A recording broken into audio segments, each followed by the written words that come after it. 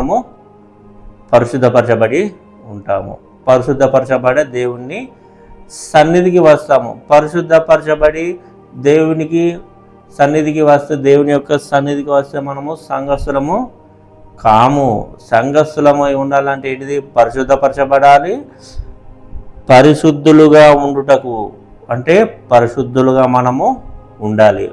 ఒకసారి మన పాపములను ఒప్పుకొని ఆ యొక్క కల్వరి శిలువలో నాకు ప్రాణం పెట్టినవు యేసయ్యా అని మనము పాపములను ఒప్పుకుంటే అది ఒప్పుకోలు. ఓకే, అది నిజమే, మనము పరిశుద్ధపరిచిన బలవారమే ఉంటాము. అయితే అది కంటిన్యూషన్లో ఉండాలి, మనము దాన్ని అన్వయించాలి. పరిశుద్ధులుగా ఉండుటకు మనము బతకాలి, పరిశుద్ధులుగా జీవించాలి. ఒక్కసారి మన పాపములు కడిగి నా పాపములు క్షమించబడినవి, నేను ఏ విధముగా ఉన్నా కానీ పరలోక రాజ్యం పోతా అంటే అది కుదరదు. అట్లా ఉన్నా కానీ సంఘస్థులు కానీ పిలువబడము.